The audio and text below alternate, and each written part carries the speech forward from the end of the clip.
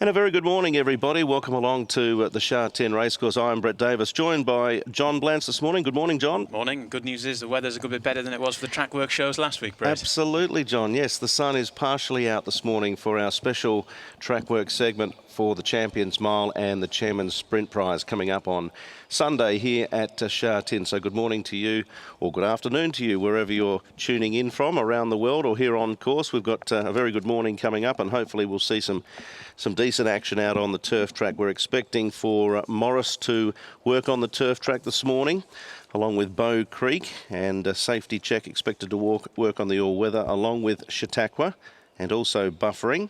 And Mongolian Saturday, who's done plenty of work already, will work on the turf as well as head towards the parade ring for some schooling. But first things first, John, here he is, the Japanese Horse of the Year. Morris has not raced since his last start, which was, of course, here at Shah 10. Yeah, but he's gone well fresh in the past. He's also appeared here right on cue, which is good news. And yeah, I saw him the other day. He's quite a sight. And well, the level of form recently, back end of the season in Japan, and of course here when he won in December, it was quite outstanding. Took the trouble to watch that international mile 2 or 3 times the other day, and he really showed a terrific turn of foot, and it was a really hot mile race as well. If anything, in terms of quality, it was probably the best of the 4 races run here in December, and he picked them all up, and 6 wins on the bounce. He's going to be extremely difficult to beat.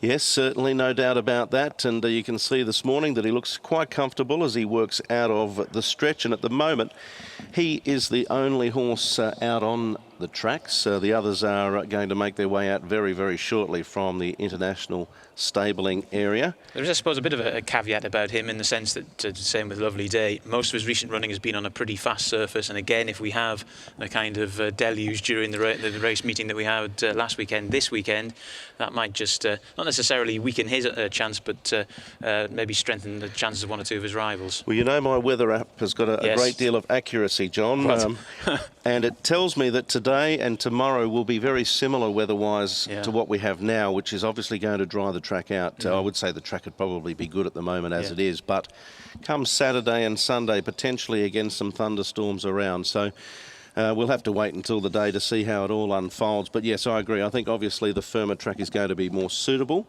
for Morris, who is yet to really try a track under yielding conditions or soft or heavy. So that would be a little bit of a concern.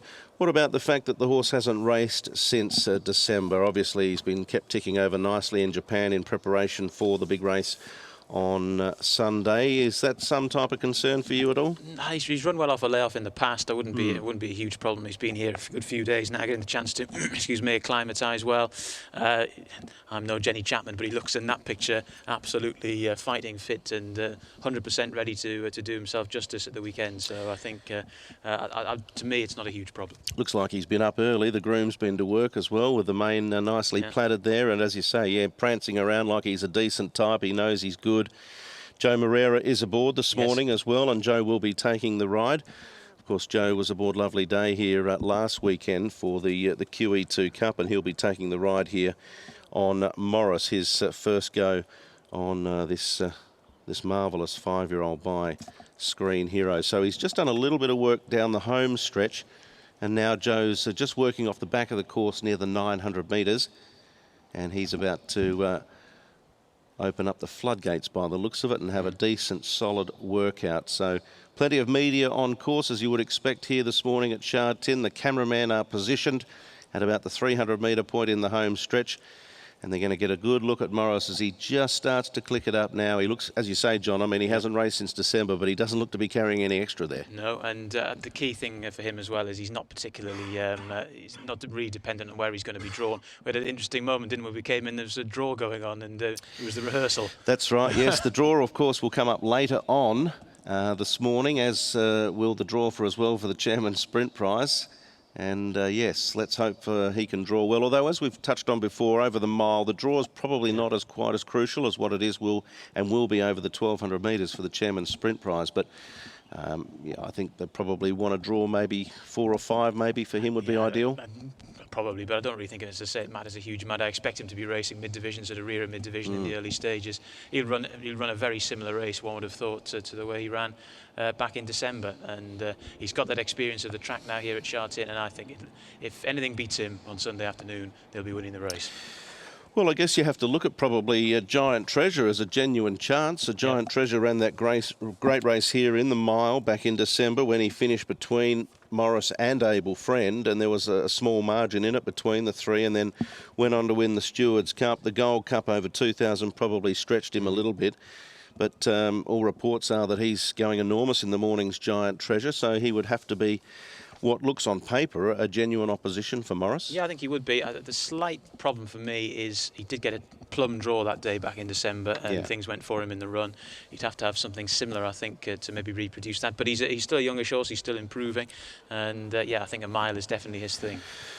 Yeah, well, the barrier draw will be crucial with regards to his chances, but he is going well, the local horse Giant Treasure, and he's really picked up things in the last 6 weeks to 2 months. So obviously that barrier draw coming up a little bit later on this morning.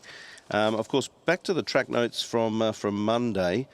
Morris on that occasion just walked a circuit of the all-weather track, so he didn't do a great deal on Monday. And then some slow exercise again on the all-weather track on Tuesday. But we've seen him have a decent hit out this morning, and he has completed his work, just winding down now for Joe Moreira. So that looked to be pretty promising and nice stuff from the Japanese Horse of the Year, Morris, as we now focus on to buffering, an international rating of 118, representing Australia, of course. What a marvel he's been over a long, long time. He has been, and the great thing about this horse is he seems to be producing just about his best form ever at the age of 8. Which like a good red wine, John. Yes, he's matures with experience and age, and he's gone really well. Of course, he gave he burnt the turf up, didn't he, in the Alcohol Sprint in Dubai a month or so back. It was a really terrific performance. He gave some of the best sprinters around there down that straight 1,000 metres a bit of a beating. Obviously, he's going to be around the 1,200 here this time round. But that shouldn't be a problem. He goes pretty hard in the early stages. 1 or 2 front-running angles in this race as well. But he certainly will be there or thereabouts in the early stages. And it was nice to catch up as well with his trainer, Robert Heathcote, the other morning. Very enthusiastic chap, and he seems pretty keen on his chances of going well. Yes, well, as you say, I mean, he's really ripened, hasn't he, as he's got on in the later stages of his career, an 8-year-old now. He's had 32 attempts at Group 1 level, 7 wins, 13 minors and 6 fourths. So he knows what battle's all about. Of course, he's been here already. Didn't perform probably to expectations in the sprint when he finished 6th behind Aero Velocity. He wasn't disgraced by no stretch of the imagination, but they do and have been suggesting to the media that they're much happier with his prep this time in, and he's going a lot better. And as you say, he comes here with great form, winning the Winterbottom Stakes, then the Magic Millions at the Gold Coast, the open race there, and then off to Dubai winning the Alquoz. So he's in great form, and no doubt it's going to be a very tough contest for him, and this will be one of his main dangers, a horse that he's probably caught eye with occasionally in the tracks in Australia over their careers. Chautauqua now moving out onto the all-weather track. Plenty of people talking him up. One thing I noticed about him the other afternoon, John, I saw him out for an afternoon walk. He's such a relaxed character. He was apparently he likes a little bit of isolation, but don't we all from time to time? But this morning he looks rather sprightly. Certainly does. Yeah, he looked very sprightly the other morning as well. We were here for the barrier trials and also to see some of these horses on track, and he looked in fantastic nick, and he does now as well. He looks full of the joys of spring, and you really struggle to pick holes in this horse's record. He's managed to, of course, win 11 of his 21 races. That win last time, I had the pleasure of catching that on the old internet a few days ago. Goodness me, that was a burst of speed in the latter stages of the race. Under circumstances quite similar to this, right-handed track round a bend, longish straight, and he's got plenty of time to work up that head of steam here, and I think he's going to, again, like Morris in the mile, he's going to be really tough to beat here. Yeah, I tend to think so as well. That, of course, that performance in the TJ Smith was on a soft track as well, so if there's any rain about come Saturday and Sunday, that probably won't bother him too much. Chautauqua, he's been effective on both good and soft tracks. Obviously has the more wins on a good surface, but probably raced on those surfaces more often than the wetter ones. So we're just catching now Buffering, who's actually working into the back stretch. So he's out onto the all-weather. Chautauqua's on the all-weather as well, and he's probably about 2 furlongs behind Buffering, just gradually moving himself along a little bit quicker, but fairly light piece by the looks of it at this stage for buffering. Fitness is not an issue, it's just a matter of keeping him happy and ticking over. Yeah, and he looks pretty contented there out in the sunshine this morning, and yeah, he's just, you were talking about his prize money there earlier on, Brett. He's almost made the equivalent of 50 million Hong Kong dollars in his career. Yep. Been a nice little earner. Very similar to your monthly salary, What? John. Yes, very similar. 20 wins he's had from 52 starts, an outstanding career. Of course, he matched up against the Great Black Caviar on many occasions some years ago now. Just been a group performer on a regular basis, and it's been a great effort by all concerned to keep him going and keep him in this type of form as an 8-year-old. And obviously it's been well reported as well that he's had a little bit of an affiliation with Rising Romance since he's been here, and she's been here as well. She's still here at the moment, and obviously he's pretty happy about that. He is a gelding buffering, but they've become very good friends. Good. Well, that's nice to know, and hopefully he'll be still nice and happy and relaxed and feeling good about life on Sunday afternoon. Key, I think, for this horse as well is, can he draw a good gate? Because I think if he draws towards the inside, won't have to work too much to get into a good position in a race where he's going to have competition for the lead. But if he can get there early, then I think he's a definite place chance at least. Yeah, I agree. I think the sprint looks to be a race, no matter which way the barrier draw goes, it does look to be a race that has a fair deal of pace in it through the first 400 to 600 metres going into that first bend. So that potentially could be tricky for buffering. The other thing is that buffering's coming from Dubai to here. We often see the Hong Kong horses that come back from Dubai, sometimes a little bit jaded, but he certainly doesn't look to be that way. Now, Chautauqua is on screen, just some light exercise. Most of the horses for the internationals on Sunday are now out on track. We're going to follow those for you throughout the remaining 20 or 30 minutes. But right now we're going down to Edward Sadler, who's with Michael Hawkes. I've got Michael Hawkes with me, of course, with Trackwork. Michael, we spoke to you about the horse last week. How's he been since then? Yeah, he's really good. He's settled in very well. We're very happy. You know, probably the last 3 or 4 days he's really started to take shape, and he had a really good gallop on Tuesday, and he's just having a light can around the all-weather this morning and may do something tomorrow. As far as the weather conditions and the Hong Kong environment, how's he settled in? How's he acclimatised to things here? Yeah, he's acclimatised really good. That was probably our only concern, as I said earlier in the week, but he's really started to adapt now, and he feels like he's back at home. So the weather conditions hasn't really taken much effect from him. He's really good, he's eating well, and we're very happy. He's nice and bright. We've got the barrier draw coming up after track work this morning. Do draws matter for him, or is he always going to be a get-back, run-on type of horse no matter where he draws? No, I don't think the draws really matter with this bloke. You know, he sort of gets back and runs on wherever he needs to be. You know, it's just depends how the races run, I think, to where he's going to be in the run. He doesn't have to be dead set last. It's just about really getting the horse to relax to where he's happy. He's won some big races in Melbourne, going around their way, and also in Sydney. What sort of direction do you feel suits him better? Is he a pretty adaptable sort of a horse? Oh, he's pretty adaptable, I think, any direction, as we've seen in his runs. You know, he's very relaxed, actually. He just saves a lot of energy till his races, and that's what he's done here, which has been great. He hasn't taken a lot of energy going forward, obviously with the heat and the humidity. So, look, left-handed, right-handed, it doesn't matter with him. When you're in his class, he's an elite horse, and that's what elite horses can do. Looking at the form for the race too, who are the horses you're worried about? Who are the dangers, do you feel, to Chautauqua? Oh, you've always got to worry about the Hong Kong horses. You know, they've acclimatised here and they're settled in here. We've done well. Obviously, you know, we're the highest rated horse, but that doesn't necessarily mean we're maybe the best horse. But you've got to acclimatise to the conditions. You know, buffering, he's coming off a solid win overseas, and you know, the local horses, you know, you can't disregard Air of Velocity and Gold Fun and, you know, even Lucky Bubbles and those sort of horses, Wizard of Oz, you know, even not listening to me. I know it's a previous horse we've trained, but they've adapted to Hong Kong lifestyle a lot more than we have, and obviously been here a lot longer than we have. So, look, it's one great race, and we're going to be very competitive no matter the outcome. Thanks for your time, Michael. All the best of luck for Sunday. Thank you very much. Thanks, Edward, and thank you to Michael Hawkes, who did join us, of course, last week as well. It's been great to catch up with him and get his feel on how he thinks Chautauqua is coming along. And I did read a very interesting quote. He ran some very good sectionals the other day, John, at Chautauqua, and the quote was, we know he can run good time. It's just a matter of whether or not he pulls up well, and it looks like he has pulled up well from that gallop the other day.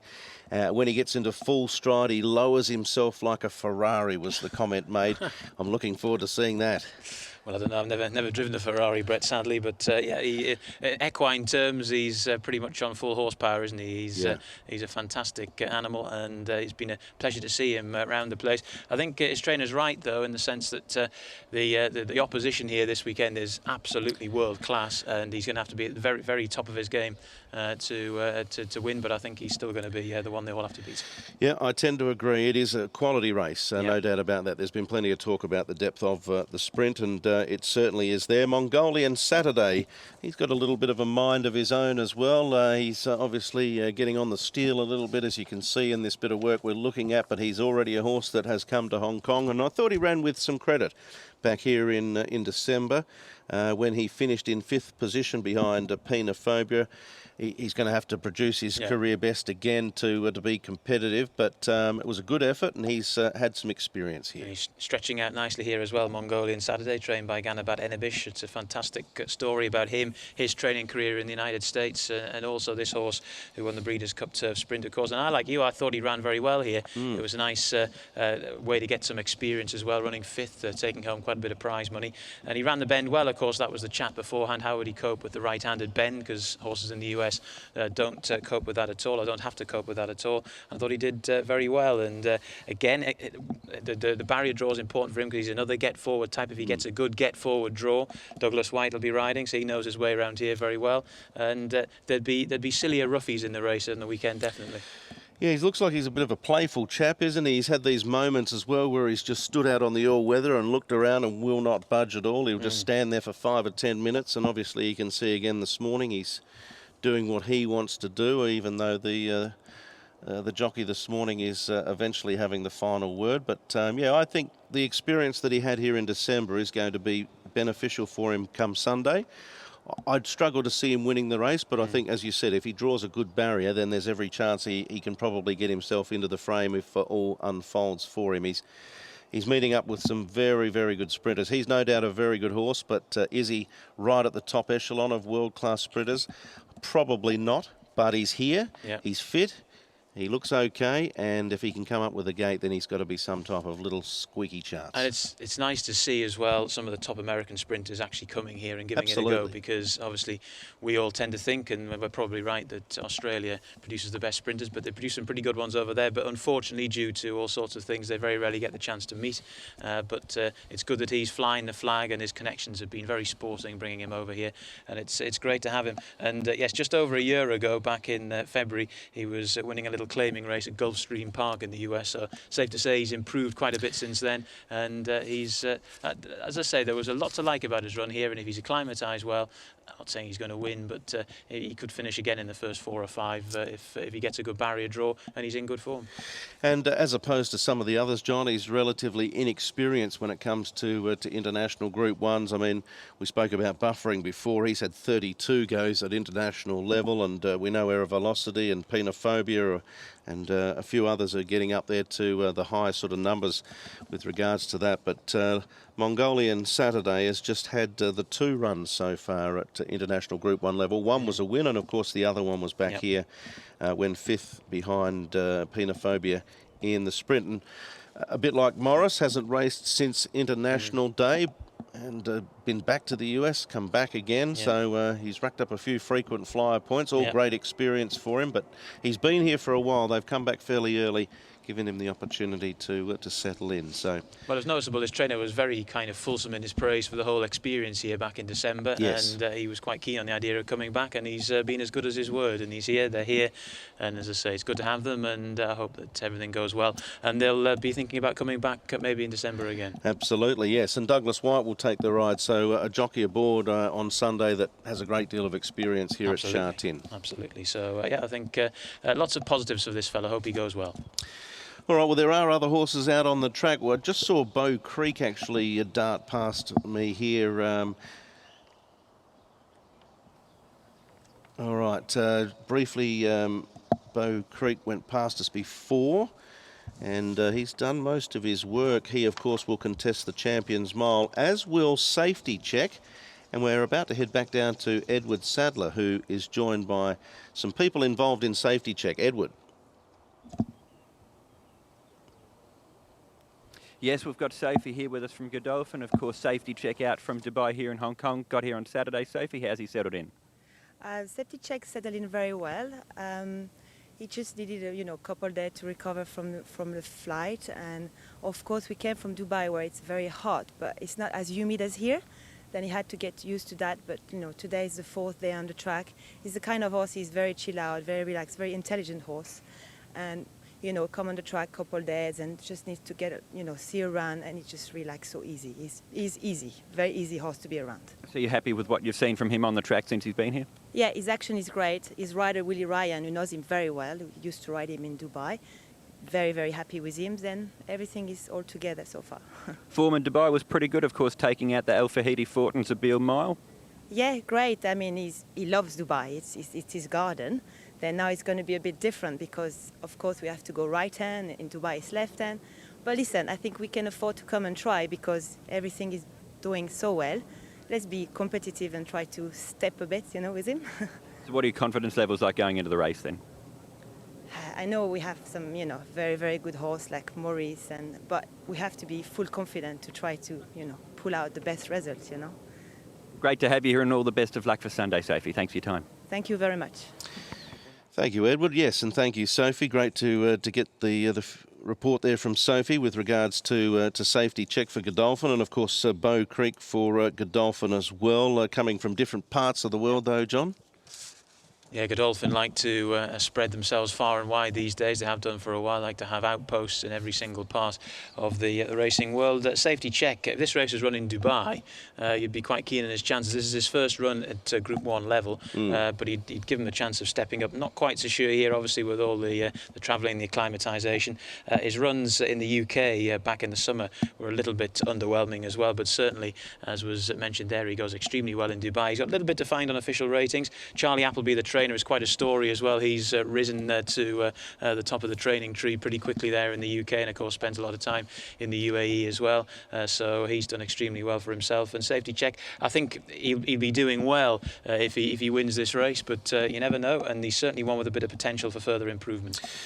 Yes, well, 24 starts, 10 wins, 5 seconds, so he's obviously a class animal, but as you say, stepping up to this level for the very first time is going to be interesting. Sophie said there that Dubai is his garden, so he's very comfortable there. Yeah. A trip, of course, here to Hong Kong, a little bit more humidity around the place, going to be testing for him, but he did light work this morning. I was mentioning before Bow Creek. Bow Creek actually did quite a solid hit out on the turf. He went underneath us while we were focusing on Chautauqua. He seemed to move quite well. Zac Purton will take the ride. Of course, he started off his career in the Northern Hemisphere and then was transferred to Australia, and John O'Shea has got him. He won the Peter Young. And then following that, of course, he went into the Australia Cup and the Doncaster Mile. Now, we've got that replay. Well done to the technical team. They've managed to capture that run. We can have a look at Bow Creek on screen now. And this is some 5 or 10 minutes ago. We actually saw him a moment ago heading back to the stabling area with Safety Check. But yes, this was his work captured on film about 10 minutes ago. A bit like Safety Check, John, although this guy's had 4 goes at Group 1 level, but still a fairly inexperienced horse with regards to this. And we've actually got John O'Shea downstairs with Edward Sadler, so they can talk us through this footage. Edward. Yes, I've got John O'Shea with me. John, welcome to Hong Kong. How's Bow Creek? Yeah, he's in as good order as he can be, Edward. Obviously, he's a 6-year-old entire that he needs a few things to go his way on the day, but he's in very, very good order, and if he gets the right sort of surface on Sunday, I'm sure he'll be competitive. What's it been like training him? Of course, he came over from the UK. What have you learned about the horse since he took over the training at Bow Creek? Oh, look, all those things, he loves to sort of be able to suck up into a race and spring on them late, and he just loves that little, not ground where you're getting your toe in. If he can he likes it when the teeth are rattling. So it's probably not going to be like that on Saturday, but as long as it's a very good surface here, and that's one of the reasons we wanted to bring him. He seems to miss the start in a number of his races. Is that a concern for you? No, he's just a bit slow away, but where he ends up in the race, it never compromises in that respect. What do you think of the opposition for him on Sunday? Edward, I'm yet to have a look at him. I've just been concentrating on our own fella. Fair enough. Of course, here representing Godolphin, you've been here on a number of occasions before in your own right as a trainer, but to be here with Godolphin, what does that mean to you, and if you could win there? Well, obviously it'd be very special to win for the boss in Hong Kong. Obviously Hong Kong racing is the pinnacle of international racing throughout the world, and to have a horse good enough's an honour, but to win a race in Hong Kong for His Highness Sheikh Mohammed would be the pinnacle of my career. All the best of luck. Thanks for your time, John. Thank you, Edward.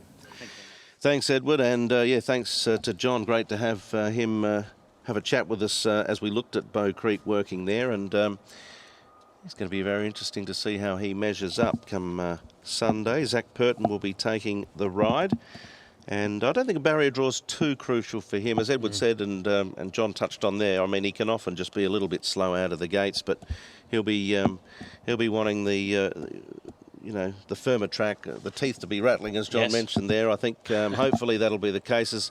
As we've already touched on numerous occasions, we did it last week as well, provided we don't get too much rain on the day, and rain when there's actually a race underway, then, the track recovers pretty quickly and stays on the firm side. Well, one of the reasons that the Audemars Piguet QE2 Cup was run on a softish surface was because there was an absolute deluge about half an hour before the race, and that really cut the track up and also made it very softer than we usually get here as well. But it really tends to need to happen during the meeting, as you say, for it to really have an effect. So one thing I noticed about last Sunday as well is it sort of looked like we got to race 4 or race 5. It looked like a lot of the jockeys were starting to think, towards the outside rail may be the better going, and there were a couple of horses that sort of finished hard down that part of the track. But then when we got to the big race, and even a couple of races towards the end of the day, jockeys were getting clear inside runs because everybody was 4 or 5 off the fence, and it turned out to be probably as good a spot as any. I mean, Werther was a perfect example, and then in the last race of the day we had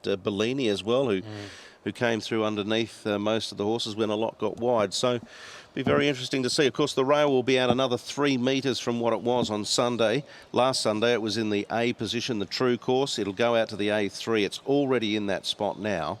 So we're on some fresh grass, and the track's had plenty of time to recover. And obviously the horses are being kept well away from that racing surface coming up on Sunday. So we've just about covered most of the horses. They've all been pretty much out. We saw Morris early. He did a solid workout on the turf. We just watched the replay there of Bow Creek. Safety check looked to be fairly relaxed this morning in his efforts. We heard from Michael Hawkes regarding Chautauqua. He did a couple of laps on the all-weather track, just a slow work. Just kept ticking over, but he was certainly very sprightly this morning.